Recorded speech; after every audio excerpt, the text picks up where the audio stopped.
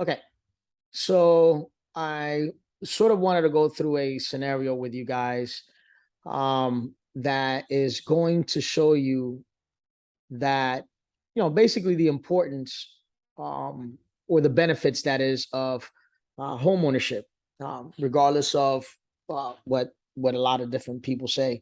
I know that one of the objections to home ownership, or one of the things that prevent people from owning a home or purchasing a home, is the whole down payment thing, right? And down payment assistance programs, they may come with certain um, uh, certain certain hits, right? Like pricing hits. In other words, you may be paying a higher interest rate because of that particular down payment assistance program. If it's in grants, you got to pay these things back. Sometimes it takes longer to close. So a lot of people get discouraged from down payment assistance programs. But I have one that is actually a grant that is forgiven at the time that you actually close on your home. And the bank allows us to actually refinance you about 6 or 7 months after you made 6 or 7 payments, that is, to bring your interest rate down. So I'm going to run through a quick scenario to sort of illustrate what that looks like. Let's say you don't have cash, right? You have no cash. You don't have a $20,000 saved up, right? But let's see what this picture could look like. So I want you to see here that the typical home value in Orlando is $387,298. Okay, says value is seasonally adjusted and only includes the middle price tier of homes. But I went on the internet. I went on Zillow, basically. Wrong one. Sorry, that's my honey garlic stuff. Okay. Okay. I went on Zillow and I said, you know what? Let's look for a 3-bedroom, 2-bath house. I'm not endorsing this house. I'm not trying to sell this house. I'm just giving you an idea, right? Let's say you're renting out there. And you're looking for a 3-bedroom house, median rent for homeowners for a rent in Orlando for a 3-bedroom home is $2,190, $2,190 a month. Okay, so what would that look like? Well, let's say a house in Ocoee at $299,000, 3-bedroom, 2-bath. Okay, so you're like, well, what's that going to mean? It says, $1,758 estimated payment, but then you've got to bring in your down payments, your $10,000 in down payment, closing costs, et cetera, right? You got all this cash, you got to be approved. You don't know where your credit is. I can help you with all that, right? Or we can help you with all that. So here's what I did. I made the scenario according to what it would be for this house in comparison to a 3-bedroom house that's rented in Orlando. Okay, Orlando, Corey, just the greater Orlando area. Okay, so here's how it breaks down. Get this thing out of here. Okay, the AFR loan center. AFR is the bank that we're using for this particular scenario. Okay, so let's say in $299,000 purchase with a down payment assistance program that I'm able to offer. Here's what you get. You're going to get a higher rate, right? 7.125 interest rate, but that actually covers your entire down payment, right? Your what we call your P&I, your principal and interest payment, is $1,977. A mortgage payment consists of more than just the principal and interest payment. It's principal, interest, taxes, and insurance, and then there's an HOA. That's how you sort of go through that. That is an entire mortgage payment. Okay, so this portion of it is only the principal and interest, right? So I also went to the property report card and show that the actual tax bill for this home, it looks like it was an investment property. So this is the annual tax. And what we do is divide that by 12.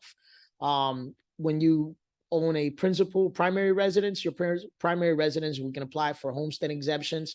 So the taxes can be actually better for you, way better. Okay, so I did that and I divided that. Okay, so that's 3639, which is the The tax bill, previous tax bill, divided it by 12, got 303.75. Okay. So what does that come out to? 2281. The only part that's missing in this particular scenario is the homeowner's insurance. Homeowner's insurance, because the roof seems to be fairly new. I don't know. I guess we can estimate it in this case. Probably be 125, 150 bucks, maybe somewhere around there. But in comparison to that, what the actual rent is, you're not far off. You're maybe 200 bucks off or something like that, right? Once you add the actual homeowner's insurance. And again, the taxes for this home is more than likely going to be a little bit lower once it's said and done after your first year or whatever. And I can explain all that to you if you want to give me a call or shout me a holler. Okay, so we already see the benefit in that, right? You're kind of like right neck to neck versus in renting versus versus purchasing a home with as minimal out of pocket as possible. It can be worked out in several ways. There's ways that we can work out to minimize how much you even bring out of pocket. But I wanted to show you something else, right? Because yes, owning your own home, getting the tax benefits from owning your own home, which is another big one. Being able to do what you want to do in your own home, right? So this is what we're dealing with, somewhere around there. But what's more important, right? Let's say that you want to put your family in a good position for their future. Here's what happens, right? So I took the same thing, the same home, same address, and I went to a thing called House Canary. It's something that we have access to in the real estate industry. I'm a lender, so we have some cool access to it. And I wanted to show you what that same property shows. Okay, this is the same address. You bought it at $299, but it can probably be valued right around here. So you're already stepping in with, what we would call $40,000 in equity, right? Just to put it in round numbers, $40,000 plus actually, because there's that $299 purchase price minus the down payment that you're not paying because I'm covering the down payment for you, right?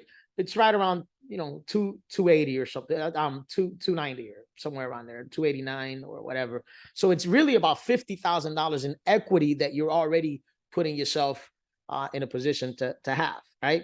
But let's go even lower. All right, let's do something different. This is an actual forecast that we use. Okay, so even though it's valued here, look at it. After 2 years, just 2 years of owning your home, this particular home, the forecasted projected value is $401,948.